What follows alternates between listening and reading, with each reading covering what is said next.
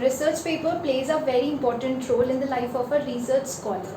So ma'am, what piece of advice would you like to give to our research scholars regarding how to write the research paper and what are the pitfalls that they should avoid during writing research paper? Okay, so that's a favorite topic of mine. I love to do research and work on it. Creative process. It's a very creative process. The first thing, patience. Have a lot of patience if you want to write a good research paper. There are papers you can turn out in 1 month, and there are papers which take 2 years. So research actually, the first thing which goes into it is about the idea that you want to work on. Typically, the understanding the literature on a topic takes time before I can actually think of the gap that I want to address through my research. So that's a time-consuming process. We should have the patience to read the literature and then decide what is the topic I want to work on. That's number one. Thereafter, once I have worked on the idea, it is a good idea to get in touch with people who have worked in similar areas. And it's a good idea to collaborate. Here what I think is when collaboration for a lot of us would mean getting collaborated with our own peer group or our own teachers maybe and mentors like that.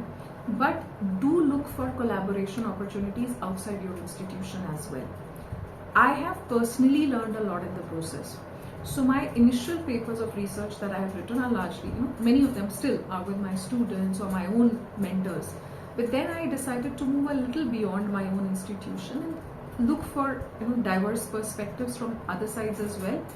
And I got in touch with some scholars from outside Delhi University, from outside India as well, other institutions.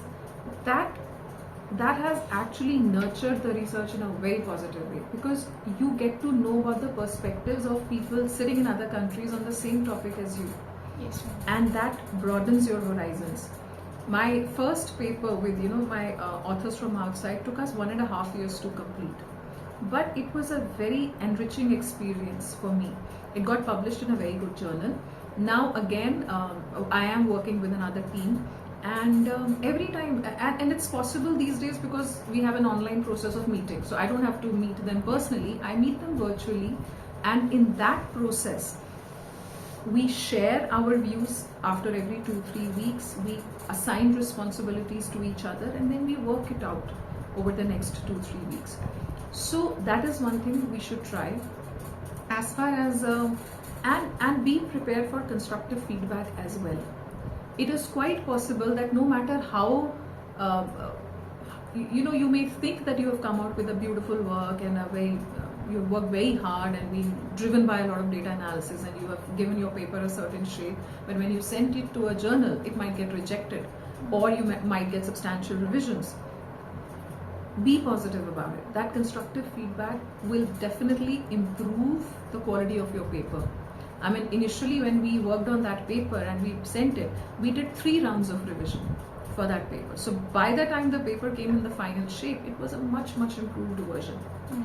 So for those who are planning to do research, I suggest get in the habit of asking questions as well as answering questions.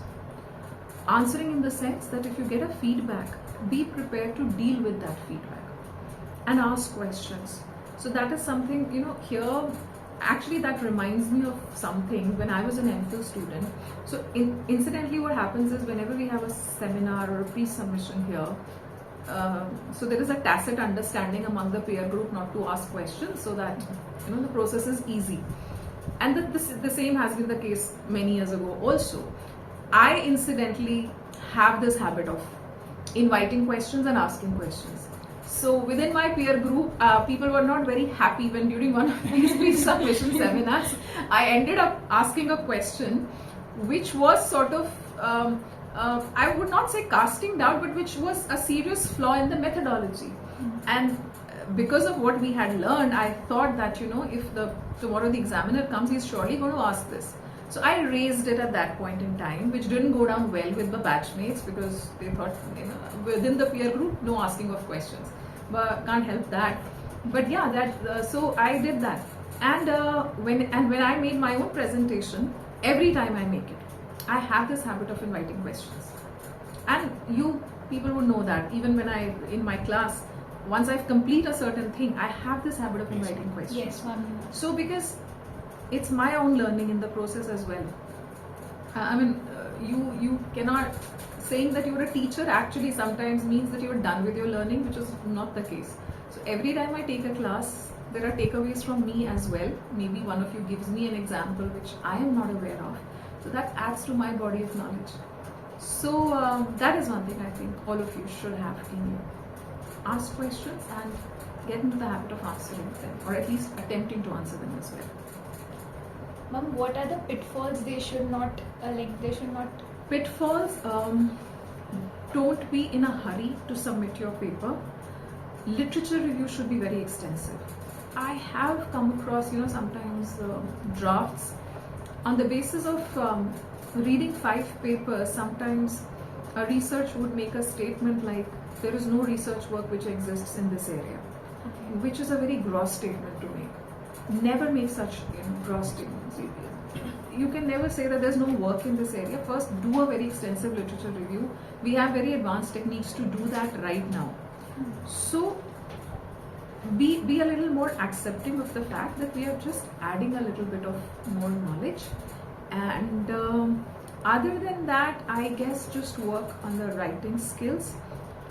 This is a pitfall in the sense that when I read some drafts, there's a lot of emphasis on empirics, but there is less emphasis on the structure and flow of writing. So we must understand that for someone who's reading our paper for the first time, the flow has to go in a certain way. And it may not just be about my methodology or my data, but the entire concept of my paper should be clear to the reader. So you might have to revise your draft over and over again. So this is again, something which is a little underrated when it comes to writing in a certain structured way. So those are the things I guess we need to avoid. And yeah, that's about it. So ma'am, our next question is, yoga means addition of energy, strength and beauty to body, mind and soul. As a yoga trainer, how do you guide our youth with specific yoga practices that they should incorporate into their life with studies? Okay.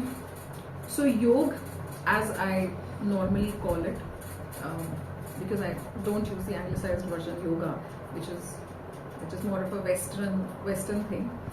So when I started learning this, I still remember the definition that I was told, mentioned in the Patanjali Yoga Sutra, which says yoga is chittavritti nirodh, which means the modulations of the mind. And all of us, dealing with the kind of lifestyle that we are dealing with, the mind wanders a lot, and it is a practice which allows us to a certain extent to control those modulations so that we can focus on energy, on the things that we want to focus our energies on. For me, yoga is a way of life actually, and for everyone it should be. I often, in my class also I say that don't, it is normally treated as something which just has to do with yogasana. That's not the way it is, and there is much more to it. So we have to look at it as a way of life. I was first introduced to yoga when I was in school. So during that time I started attending a few classes, and then there were of course gaps, and then I later have done courses, meditation courses and other yoga level 1, level 2 courses and so on and so forth. So it's a journey really. Whatever I have learned in the process, for me it has brought a very subtle change in my life, in the sense that I have been able to make incremental changes over a period of time. I'm more focused, I'm able to do more things as compared to what I used to do maybe when I had not got into this practice. I'm able to plan my things well. There is more energy even at the end of the day when I've done all my tasks. So these are the little changes that you will observe through a consistent practice, of course. So to everyone, and this is in every class that I tell at some point in time, that whichever school of thought you are comfortable with. Yoga is also something which is taught by various institutions across India. Whichever school of thought you are comfortable with, you can associate yourself with that. And just even if you give like half an hour a day to yoga practice, which could include asana, which could include some bit of pranayams, which is basically working on your breath. Yes, ma'am. So if we are able to effectively work on our breath, it is going to bring changes to the way we work, to our productivity, to the way we think, and brings us certain sense of calm to you. But all you need is a little bit of patience for that to realize over a period of time.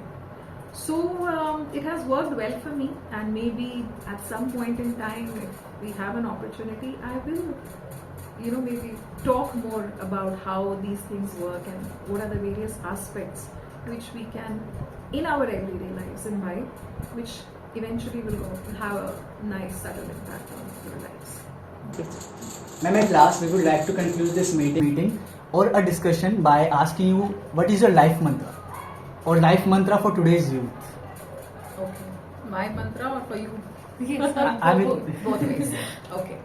So, I have a lot of things to share, but I'll restrict it to a few. One, for all of you and for all of my students, which I always say, focus on being well-rounded individuals, which means, of course, success is important, and you are at a stage of life and there's a lot to be proven and there's a lot of drive to do things. But focus on being well-rounded. When I say well-rounded, means every aspect is important. So material success is important, health is important. Health, when I say, it's physical health, it's emotional health, it's well-being in every sense, even empathy, resilience, adaptability. Eventually, it's not just going to be about a job that you're going to do. Eventually, it's going to be about life. A lot of situations which you're going to handle, not just in your career, but otherwise also as an individual. So that's why focus on all of these aspects. So if you're a student, it's important that you do your studies. It's important that you focus on your health also. Physical health, mental health, emotional well-being, being empathetic towards others also, trying to stay positive, and those kind of things. And one thing which I normally say, to a lot of my students is, try to do things which interest you also. So of course, all of us have got responsibilities as individuals. I've got much more probably than what you have. But then I still try to take time out for activities which interest me, because that ups our energy levels. So I like going out for walks, for example. I like cycling, or I like certain activities. Reading, for example, I like a lot. So I will figure out a way to take time out for this activity, because that drives me. Then that gives me energy to do a lot more, and not make it a very mundane kind of a activity for me through the day. So have your interest areas, have your hobbies, and pursue them. That helps you to develop as well-rounded individuals. And another thing, competition, which has become so integral to our lives these days. Nothing wrong with it, as long as it's driving you to become more efficient. But competition is good, comparison is not. I always say that. Competition is good because it is driving efficiency. Comparison is not good, because then you see someone is always going to have a better car than you, someone will always have a better house than you. Those comparisons, they are not going to drive you anywhere. So avoid those kind of things. As a personal life mantra, if you may call it, for me, it has been competition with my own self, each and every day. So for me, if I make an incremental improvement by next week, let's say, I've done enough for myself. So I normally don't look at what others are doing. Everyone have their own destiny, they have their own journey. But in my journey, I should be a little better version by next week, or by, let's say, after some time, and then I have done good enough for myself. So that way we stay happy, because we are not driven by others, we are not looking for validation from others, And as long as you believe that what you do is for your conscience right, don't look for approval anywhere else. That will be all. There's more, but for the moment, that will be all. Yeah.